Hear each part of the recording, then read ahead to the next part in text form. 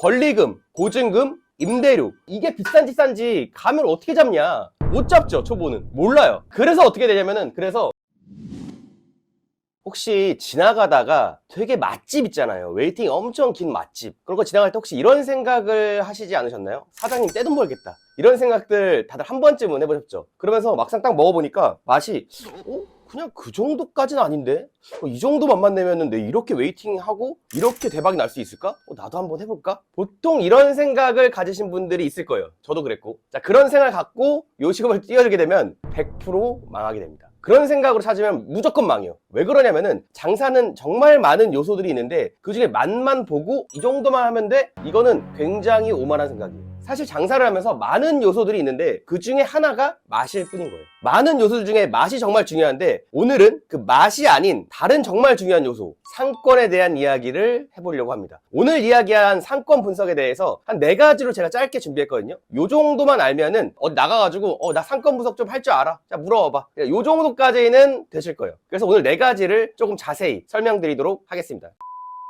자, 첫 번째, 어떤 게 있냐면 끼리끼리. 자, 무슨 말이냐면은 술집을 차리려고 해요. 그럴 때 특이하고 값싸고 외딴데 이런 데 가면 안 돼요. 그냥 술집이 많은 곳에 내가 그냥 중간에 들어가야 돼요. 근데 이런 생각을 할 수 있어요.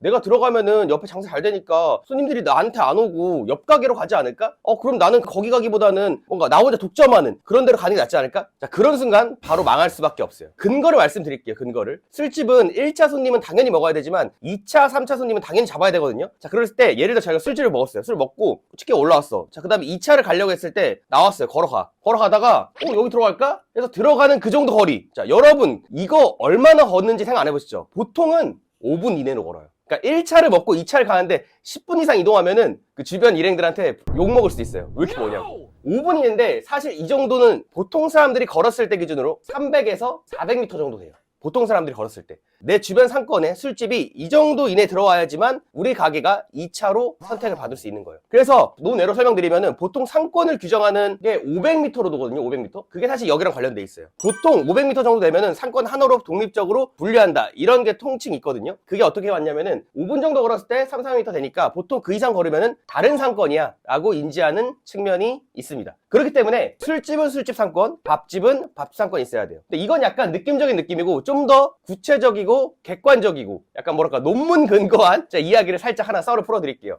예를 들어 길거리에 코카콜라 자판기 하나 있는데 지나가다 딱 봤을 때 코카콜라 있네? 이렇게 싶을 거예요. 근데 여기에 만약에 펩시 자판기가 들어왔다고 생각을 해볼게요. 자, 펩시 자판기 들어왔을 때 코카콜라 자판기 옆에 들어왔으니까 코카콜라 입장에서 이렇게 생각할 수 있어요. 펩시 경쟁업체가 들어왔으니까 우리 파이를 뺏길 거야. 우리 매출이 떨어질 거야. 자, 이렇게 충분히 생각할 수 있죠. 아까 그 논리처럼 심지어 이거는 펩시가 들어왔을 때 판매량이 오히려 이전보다 증가했어요. 말이 되나요? 경쟁업체가 들어왔는데 경쟁업체가 내 바로 옆에 들어왔는데 코카콜라 판매량이 증가했어요. 이상하죠? 이게 왜 그러냐면 심리적으로 코카콜라 하나가 있을 때는 어떻게 생각하냐면 사람들은 코카콜라를 사 먹을까 말까를 고민해요. 사 먹을까 말까. 근데 펩시가 들어온 순간 어떻게 생각하냐면은 이제는 어떤 걸 먹을지를 고민하게 돼요. 그러면서 좀 더 사람들이 모여들고 그 중에 코카콜라가 선택을 받는, 그렇기 때문에 판매량이 올라가는 이런 실적인 사례가 있어요. 자, 그렇기 때문에 끼리끼리 모여있다. 술집은 술집끼리, 밥집은 밥집끼리 모여있는 게 사실 그게 시너지 효과가 있다는 거죠. 무조건 같은 곳에 들어간 다음에 상권을 형성해서 내가 그 안에 구성원이 돼야 된다. 자, 그리고 주변 사람들하고 좀 친해지시면 돼요. 사장님들하고. 자, 두 번째 어떤 거냐면은 상권을 볼 때 전면부가 넓은 데로 가야 돼요. 보통 상권을 볼 때는 이것까지는 잘 안 보시는 분들이 많아요. 생각보다 엄청 중요한 부분이에요. 예를 하나 들어드릴게요. 여러분 길거리 지나가다가 올리브영은 한 번쯤 봐셨을 거예요. 올리브영 봤을 때 작은 거 봤어요? 전면부가 엄청 넓죠. 그리고 매장 안을 볼 수 있게 시원시원하게 빼놓죠. 전면부가 은근히 신경 쓰는 곳들이 정말 많아요. 특히 잘 되는 데 중에. 도로변이 있을 때 내 매장이 상가가 있을 때 약간 이렇게 길게 빠진 매장이 있고 이렇게 대로변에서 이렇게 길게 빠진 매장이 있거든요.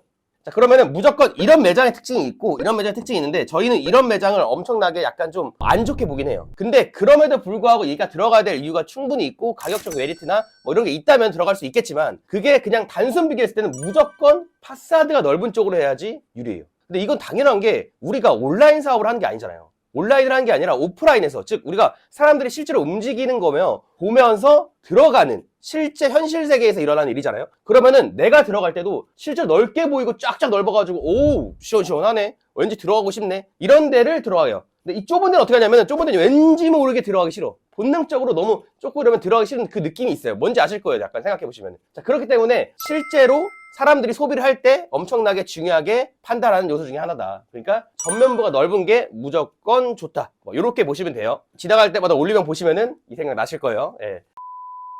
세 번째, 권리금에 대한 얘기입니다. 자, 권리금은 뭔지는 다 아실 거예요. 권리금은 무조건 많으면 많을수록, 크면 클수록 좋습니다. 자, 이렇게 그냥 생각을 하세요. 크면 클수록 무조건 좋은 거다. 자, 이렇게 그냥 생각을 하시는 게 좋아요. 홀 장사를 하게 되면, 배달이 아니라 홀 장사를 하게 되면 한 1억 정도 생각을 한다 할게요. 내가 1억 정도 있어. 창업을 시작해볼까? 한 10평에서 한 15평 정도를 봐야지. 왜 그럴 수밖에 없으니까. 자, 그러면은 보증금은 보통 2, 3천 정도는 해요. 근데 한 3천 정도로 볼게요. 자, 인테리어. 금액이 제일 크겠죠? 뭐 집기, 뭐 그릇 같은 거. 자, 이런 거 했을 때 싸게 차리면 뭐 한도 끝도 없이 싸지만 그래도 어느 정도 구색은 맞춰야 되니까 맞추려면 5천 정도 들 수도 있거든요. 사실 이것도 최소로 잡은 거예요, 최소로. 자, 5천 정도 잡아요. 그러면은 내가 1억 있으니까 합치면 8천이네? 그럼 남은 2천이 여유가 있구나. 자, 여기에 권리금을 넣어야겠다. 자, 이렇게 해요. 자, 그럼 여기서 문제를 어떻게 하냐면은 여기까지 계산을 해요. 계산했어요. 그 다음 어떻게 생각하냐 보통 아니 빠듯한데 여유비도 없고 자리 조금만 빠져서 무권리 들어가면은 요거 2천 세이브 하니까 이걸로 한 집기를 한 1,000만 원 더 투자하고 1,000만 원 정도는 내 예비비로 두면은 좀 안정적이지 않을까? 손님들은 그냥 맛있고 분위기 이쁘게 했으니까 딱 땡겨 와가지고 딱 이쁜 매장 하나 만들어야겠다. 이런 생각을 갖고 계신 분이 있는데 그럼 어떻게 되냐? 바로 이쁜 쓰레기가 됩니다. 쓸모없는 쓰레기가 돼요. 무슨 말이냐면은 손님들은 알지도 못해요. 거기가 그 매장이 있는지 알지도 못해. 악플보다 심한 게 무플이라 하잖아요. 그것처럼 그냥 악플도 못 받아요. 여기는 관심이 없어. 왜냐면 있는지를 모르니까. 그런 매장이 됩니다. 마케팅하는 능력이 떨어지거든요, 보통 그런 분들은. 그러면 서서히 망해가는 구조로 갈 수밖에 없습니다. 무권리로 빠지는 전략은 고수들만 할 수 있는 전략이에요. 왜 그러냐면은 내가 마케팅으로 엄청나게 땡길 수 있는 그 자신이 있는 사람들, 그런 사람들만 할 수 있는 전략입니다. 차라리 얘를 좀 줄이더라도 무조건 권리금에 투자하는 방향으로 들어가는 게 좋아요. 그래야 얻어 걸릴 수 있어요. 그게 매출에 더 도움이 돼요. 자, 근데 이렇게 생각할 수 있어요. 그럼 비싼 게 다 가냐? 근데 이게 사실은 권리금이라는 게 그냥 말장난인 것 같기도 하거든요. 근데 어떻게 보면은 시장에 몇 년 동안 깨는 뭐 한 2천에서 많게는 5억까지도 가거든요. 비싼 데는 실제로 있어요. 적게는 2천부터 많게는 5억까지 시세가 형성이 돼 있다면 그 시세는 일정 부분 근거가 있는 거예요. 왜냐면은 이 돈을 내는 사람들이 바보일까요? 자리값을 1억, 2억 쓰는 사람 바보예요? 그렇지 않죠. 그 사람들도 판단해서 들어간 거예요. 그러니까 이 시세가 이거 말도 안 되는 거야. 이거 자리값 그런 게 어딨어. 나는 그냥 내가 할 거야. 이렇게 생각하시면 안 되고 나름 이유랑 근거가 있구나. 이 정도로 생각하시면 됩니다. 저희가 쓰는 전략을 실제 사례와 더불어서 살짝 설명을 드려볼게요. 지금 현재 공사 중인데요, 저희 가맹점. 자, 구리 같은 경우에는 지금 공사 중인데 여기 같은 경우에는 작년에 주변 시세가 권리금이 한 1억 정도 나왔어요. 그리고 그 매물은 권리금이 8천만 원에 실제로 올라왔었어요. 그리고 이게 올해 4천에 다시 한번 올라왔는데 그러면 작년 8천? 올해 4천? 싸니까 들어가야지 이렇게 생각할 수 있거든요. 많이 떨어졌네. 이 정도 들어가야겠다. 저희는 거기서 멈추지 않죠. 이 매장 같은 경우에는 사장님이 이미 장사하는 의욕을 이미 잃으셨고 이전 사장님, 지금 나간 사장님이죠. 주변에 약간 매출들이 살짝 빠지는 거를 느끼셨어요. 아마 그러니까 시세가 좀 빠졌겠죠. 자, 그랬을 때 사장님의 의욕이 좀 떨어져가지고 약간 의기소침이 있었어요. 그럴 때 후려치기가 좋습니다. 자, 약한 마음일 때 사실 깎기가 제일 좋아요. 너무 사람들이 막 건강한 정신 상태 이러면 안 깎아요. 근데 약간 약해져 있는 그 상태에 또 어떻게 하냐? 사장님 1,000만 원 하면은 바로 들어갈게요. 자, 이게 먹힐까요? 자, 8천이었던 곳이에요. 4천까지 떨어졌을 때도 얼마나 가슴이 압박했어. 근데 이거 1,000만 원까지 깎는 거 이거 어때요? 됐어요. 1,000만 원이 들어갔습니다. 이런 식으로 깎는 거 가능해요. 또 하나 보여드릴게요. 또 하나. 구미상무. 구미. 이거 약간 대구 쪽 생각하시면 돼요. 구미상무점이 있는데 구미상무점 같은 경우에는 주변 권리금 시세가 한 5천만 원 정도가 되는데 그 이전 임차인, 그 지금 나간 이전 임차인 분이 월세가 밀려가지고 돈을 안 내고 있었어요. 건물주도 막 스트레스 받아 하고 얘 어떻게 해야 되냐, 얘 내보내야 되는데 막 이런 상황이었어요. 저희가 들어가가지고 저희는 진짜 잘할 자신 있고 거의 PTR 수준으로 열심히 어필을 했죠. 저희 진짜 잘할 자신 있다. 우리 이렇게 밀리지 않는다. 우리 봐라. 우리 인테리어 이렇게 됐고 장사 잘하는 데다. 저희가 직접 이렇게 소통하면서 이거를 설득했어요. 그래서 건물주가 그래 한번 믿어보자 해가지고 원래는 5천 이상 시세가 나온 곳을 어떻게 들어갔냐? 건물주에서 권리금 받고 싶을 거 아니에요. 권리세 밀렸으니까 짜증나잖아요. 근데 저희는 무권리에 들어갔어요. 무권리. 빵원.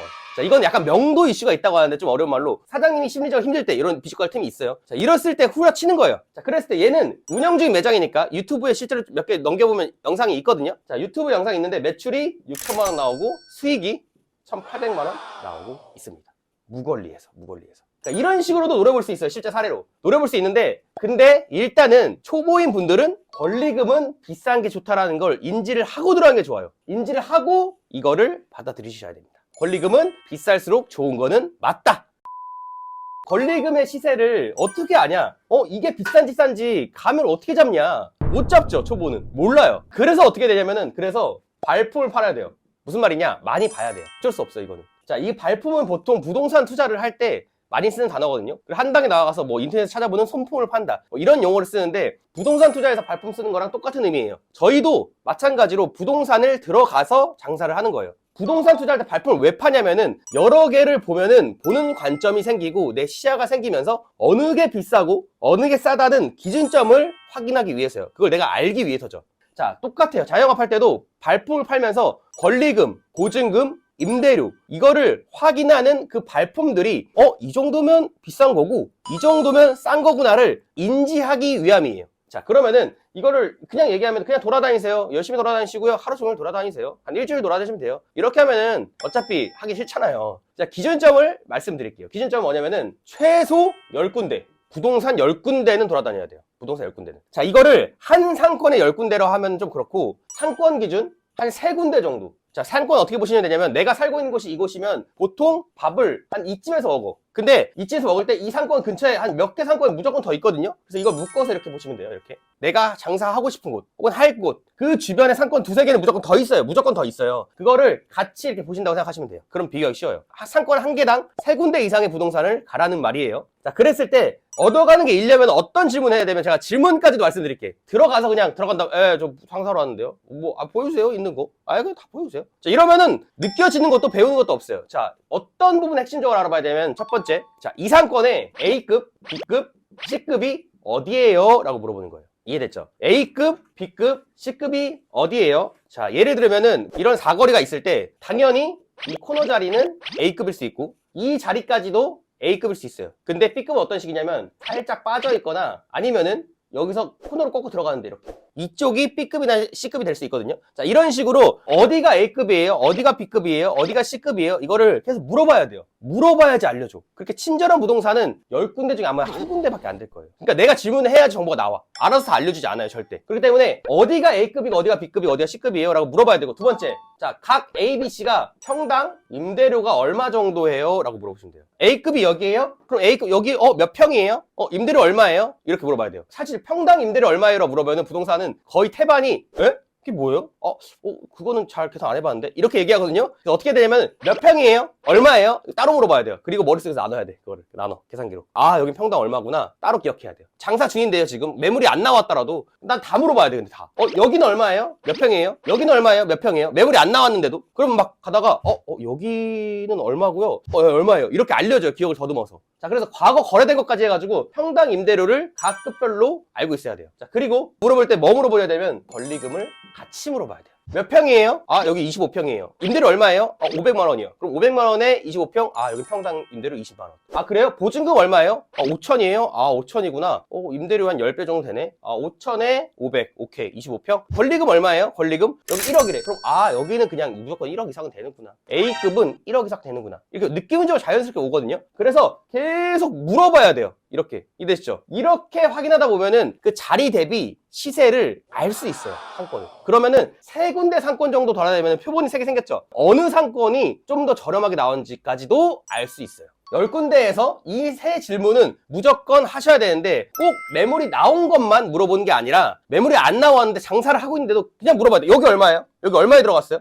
여기는 얼마에 들어갔어요? 그냥 물어보는 거야. 모른데? 그럼 넘어가. 여긴 잘 몰라요. 그래요? 오케이. 그럼 옆에 여기는 얼마예요? 그냥 계속 질문하는 거야. 그러면은 정보가 나오거든요. 그러다 보면은 퍼즐이 맞추기 시작합니다. 그럼 그 상권에 내가 시세를 알고 있는 고수가 갑자기 돼요. 근데 그거를 3군데 정도 하면은 이제 감이 와요. 이런 상권은 이런 시세고, 이 상권은 이런 시세고, 이런 상권은 이런 시세구나. 자, 이거에 대한 이해가 되잖아요. 그럼 어떤 영역까지 오냐면은, 나중에는 어떤 상권을 딱 갔을 때 여기가 A급, B급, C급을 내가 자연스럽게 추측해 볼 수 있어. 처음 본 사건입니다. 자, 그 수준까지 올라오거든요. 그러니까 무조건 10군데 정도 이 질문을 꼭 하시면서 물어보시면 좋아요. 사실 플러스로 팁을 드리면은, 저희는 하고 있는데 매출도 물어보면 좋아요. 자, 이거 알고 있는 부동산 있고 모르고 있는 부동산 있는데 저희는 어떻게 하냐면은 시세 딱 물어본 다음에 마지막에 혹시 여기 매출 아시는 곳 있으세요? 이 주변에 매출 아시는 곳 있으세요? 하면은 얘기해줘요. 아, 여기는 얼마까지 팔았는데 요즘 시원치 않네.